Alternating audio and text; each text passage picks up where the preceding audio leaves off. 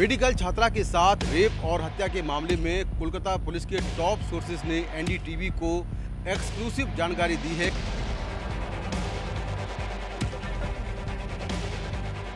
आठ और 9 अगस्त को क्या कुछ हुआ था, कैसे ये पूरी घटना हुई और कैसे आरोपी पकड़ा गया।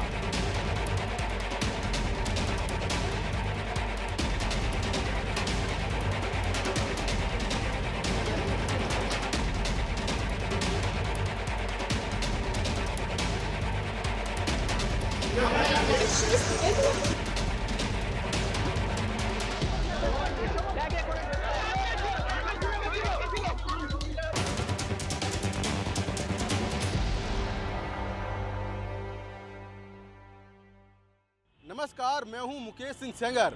मैं कोलकाता के उसी इलाके में खड़ा हूं जहां इंसान के वेश में एक दरिंदे ने अपराध की पूरी पटकथा तैयार की। आज आपको एक एक करके बताऊंगा आरजी कर अस्पताल में हुई दरिंदगी से ठीक पहले क्या हुआ था।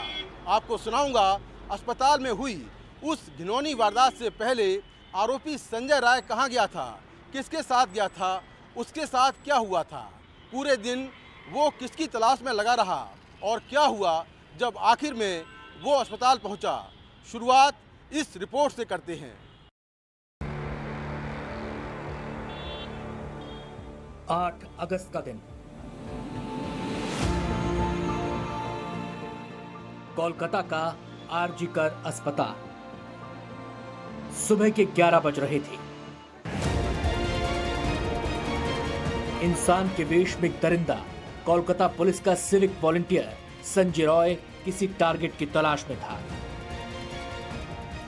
आपको आगे बताएंगे संजय रॉय का टारगेट क्या था, लेकिन पहले आगे की कहानी सुनिए। 8 अगस्त की सुबह 11 बजे संजय का दोस्त सौरभ आरजी कर अस्पताल आता है। सौरभ अपने भाई के ट्रीटमेंट के सिलसिले में डॉक्टर से मिलना चाहता था। अस्पताल में भीड़ होने के बावजूद संजय ने सौरभ का काम आसान कर दिया और उसके भाई को डॉक्टर से मिलवा दिया। लेकिन यहां संजय का काम खत्म नहीं हुआ, बल्कि एक बेहद घिनौनी और क्रूर वारदात की पृष्ठभूमि तैयार होने लगी। संजय रॉय ने शराब पी। संजय के लिए ये कोई नई बात नहीं थी। अक्सर वो दिन के वक्त भी नशे में पाया जाता था। 8 अगस्त की दोपहर भी पहले उसने शराब पी और फिर अपने दोस्त सौरभ के साथ सोनागाछी चला गया। सोनागाछी यानी कोलकाता का रेड लाइट एरिया, ये संजय रॉय के लिए कोई नई जगह नहीं थी। उसका पहले भी यहाँ आना जाना था। देखिए, हम लोगों ने तो उसको देखा नहीं, मगर अभी टीवी में जो न्यूज आ रहा है, अभी हम लोग देख रहे हैं जो ये संजय राय है। तो यहाँ पर हर किस्म का आदमी आते हैं। हम लोग तो यहाँ पर आते हैं ड्रिंक्स के, ये जगह है, यहाँ पर ड्रिंक्स करेंगे सब कुछ। मगर देखिए, कोई किसी महिला के ऊपर में अत्याचार करता है तो ये तो अन्याय है ना।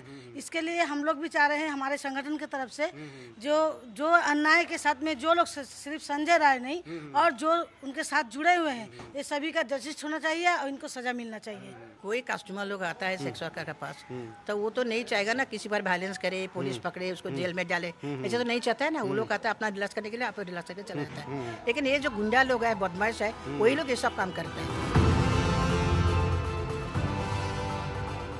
आगे हम आपको पूरी कहानी बताएंगे कि 8 अगस्त की रात वारदात से पहले क्या क्या हुआ। लेकिन यहाँ बात संजय रॉय के कैरेक्टर की भी हो रही है, इसलिए एक और जानकारी जरूरी है।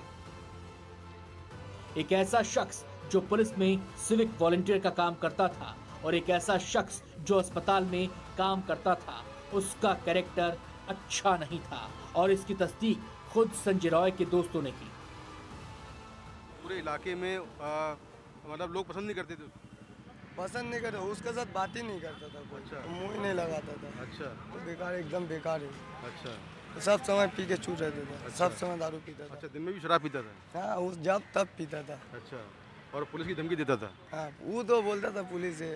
अच्छा।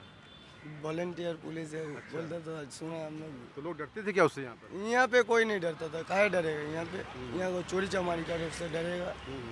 पुलिस यहाँ पे नहीं बोलता, दूसरा जगह का बोलता नहीं जाने। तो यहाँ पे कोई नहीं डरता उससे। लड़कियों से छेड़खानी करता था, हाँ, ये तो बात, लड़की छेड़खानी करता था। अपनी पत्नियों को परेशान करता था। परेशान क्या, पी पा के आता था, गाली गुप्ता करता था, ऐसा भी करता था। तो उसको पी के जो गाली दे रहा उसको क्या बोलेंगे हम लोग, एक तड़क मारेंगे भी तो उसको क्या मारेंगे, इसीलिए हम लोग छोड़ भी देते थे, कुछ नहीं करते थे।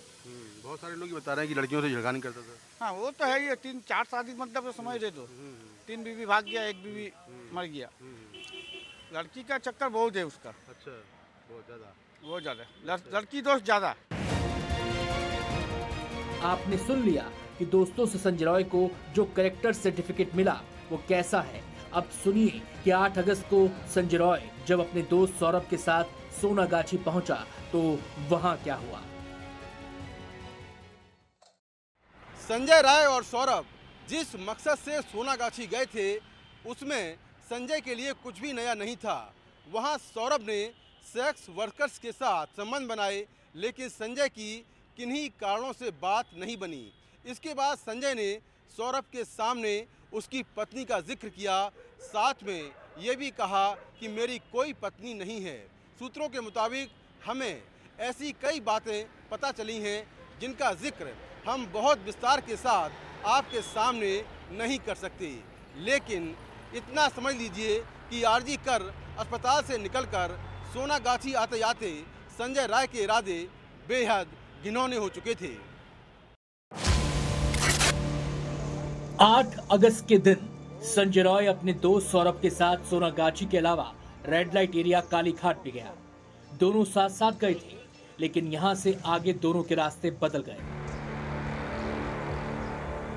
लौटते समय संजय और सौरभ अलग अलग हो गए क्योंकि दोनों के बीच झगड़ा हो गया और इसके बाद संजय रॉय अकेले ही आरजी कर अस्पताल के रास्ते पर चल पड़ा। इसके पहले सौरभ ने संजय को बैरक में चलने के लिए कहा था, लेकिन संजय ने मना कर दिया। दरअसल इसी बात को लेकर दोनों का झगड़ा हुआ और फिर सौरभ अकेला बैरक चला गया। बैरक यानी वो जगह जो कोलकाता पुलिस के रहने के लिए बनी हुई है, वहीं संजय भी रहता था। आगे बढ़ने से पहले आपको बता दें कि सौरभ से सीबीआई ने पूछताछ की, उसका पॉलीग्राफी टेस्ट भी हुआ है। हमने भी सौरभ से उस दिन की घटना के बारे में जानना चाहा। बहुत कुछ मालूम होने की बात उसने स्वीकार भी की, लेकिन कहा कि जांच पूरी होने के बाद ही कुछ बोलेगा। सौरभ ये बताओ कि उस दिन आप कहाँ थे और मतलब आप कहाँ गए थे, कैसे क्या हुआ था, थोड़ा बता देंगे आप मुझे?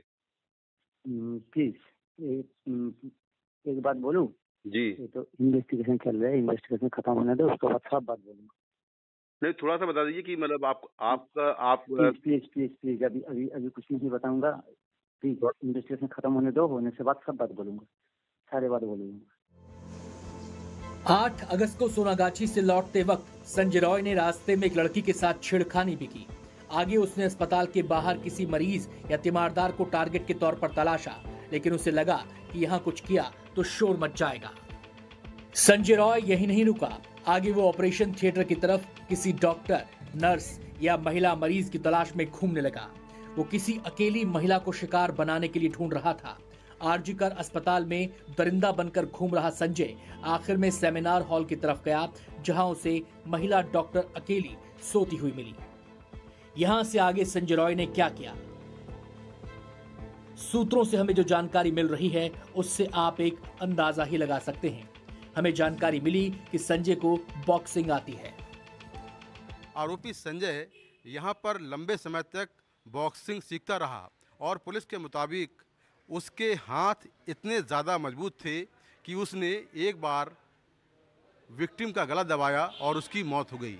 पुलिस के मुताबिक उसको ये भी मालूम था कि गले में कौन सा हिस्सा दबाना है जिससे विक्टिम बेहोश हो जाएगी या उसकी मौत हो जाएगी, और उसने जाते ही सबसे पहले विक्टिम का गला दबाया और उसके हाथ इतने मजबूत थे कि विक्टिम ने काफ़ी कोशिश की उससे बचने की, लेकिन वो सफल नहीं हो पाई। हमें जो जानकारी मिली उसके मुताबिक बॉक्सर होने के नाते संजय को यह भी पता था कि गले में कौन सी जगह पर दबाने से कोई इंसान बेहोश हो जाता है या फिर उसकी मौत हो जाती है। तो क्या संजय रॉय ने वारदात की उस रात भी ऐसा ही कुछ किया था?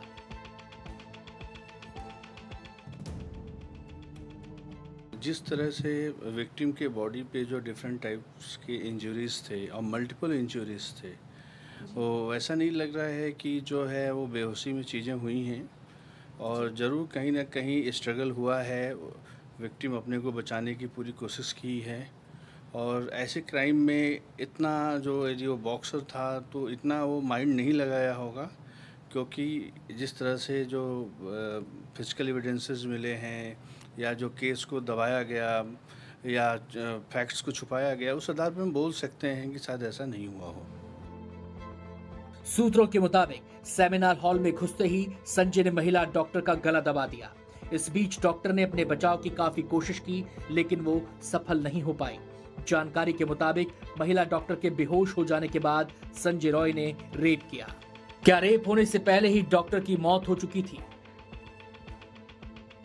ये जिस तरह से फैक्ट्स और जानकारियां हैं, उस आधार पे जो मैं अभी बताया कि जो डिफरेंट इंजरीज हैं बॉडी पे, वो स्लीपिंग कंडीशन में या अनकॉन्शियस में या डेथ के बाद री इंजरीज हैं, तो उसमें एंटीमार्टम और पोस्टमार्टम इंजरीज के आधार पे देखा जाएगा। यदि ब्लीडिंग है, क्लॉटिंग हुआ है, तो उस बेसिस पे हम बोल सकते हैं कि एंटीमार्टम इंजरी है, यानी ये इंजरीज जो है मरने के पहले हुआ है। यानी ये हो सकता है कि जो डेथ हुई है वो बाद में हुई है, आफ्टर रेप जो है। तो ये सब फैक्ट्स जो उससे निकल के सामने आएगा। सच्चाई क्या है ये जल्द पता चल जाएगा, लेकिन उस रात करीब 40 मिनट के अंदर ही संजय रॉय पूरी वारदात को अंजाम देकर वहां से निकल गया। दिन में जिस सौरभ के साथ संजय का झगड़ा हुआ, खबर ये भी है कि संजय रॉय बलात्कार और हत्या के बाद उसी सौरभ के पास या और किसी बैरक में जाकर सो गया।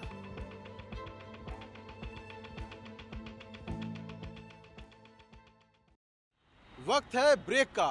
ब्रेक के बाद आपको बताएंगे उस बाइक की कहानी जिसका इस्तेमाल संजय राय करता था, क्योंकि ये बाइक भी अपराध की तह तक पहुंचने में मददगार साबित हो सकती है।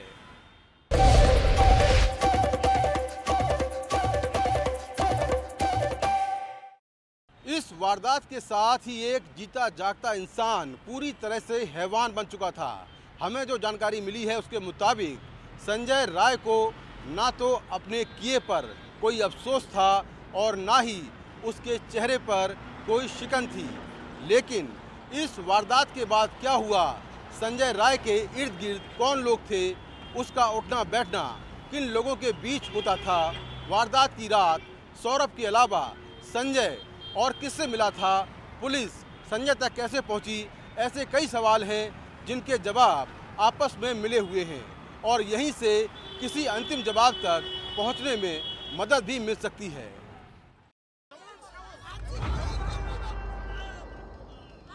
9 अगस्त को देश को पता चला कि कोलकाता में वैसी ही दरिंदगी हुई है जैसी निर्भया के साथ हुई थी। लेकिन वारदात के ठीक बाद क्या हुआ? आरोपी संजय रॉय तो बैरक में जाकर सो गया। पुलिस आरोपी तक कैसे पहुंची? पुलिस ने उस रात अस्पताल में भर्ती सभी मरीजों, उनके तीमारदारों, ड्यूटी पर तैनात डॉक्टरों, नर्सों, अस्पताल के स्टाफ और सिक्योरिटी गार्ड की लिस्ट बनाई और इन सभी से पूछताछ हुई। सीसीटीवी कैमरों का फुटेज देखा गया।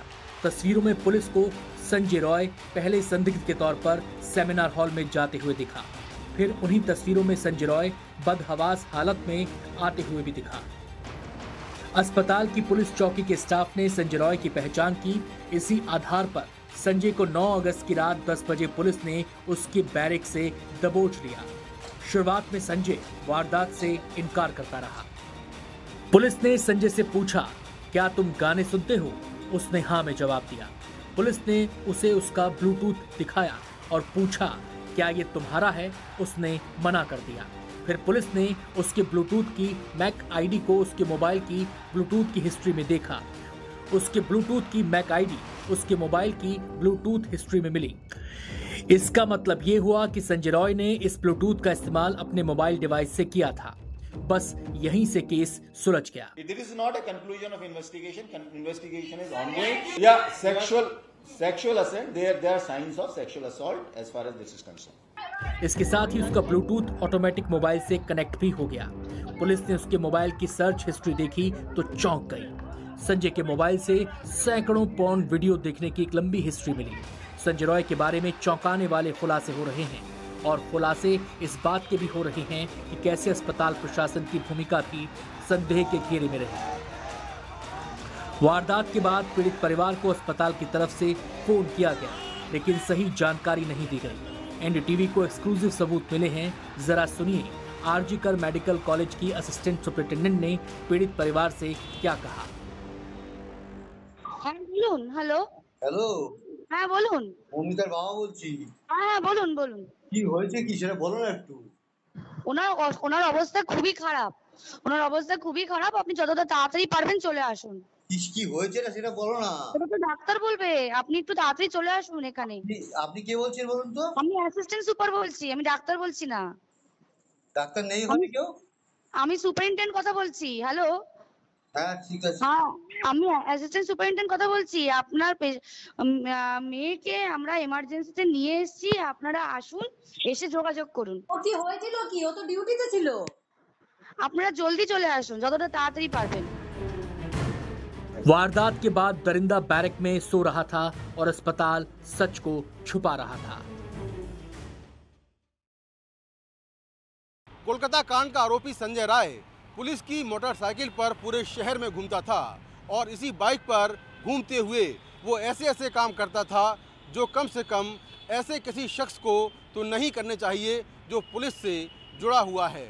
वारदात की रात संजय राय ने जिस बाइक का इस्तेमाल किया उसको लेकर भी एनडीटीवी ने बड़े खुलासे किए हैं।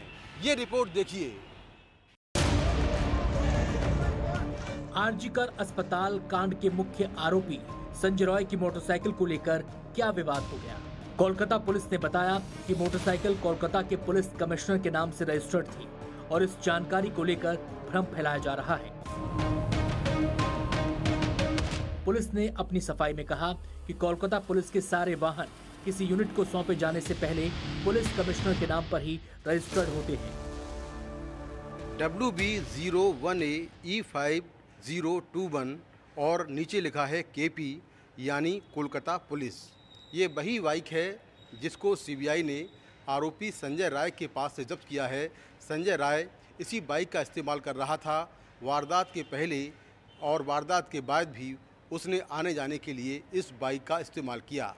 अब इस बाइक का जो नंबर है उस नंबर को लेकर विवाद हो गया है।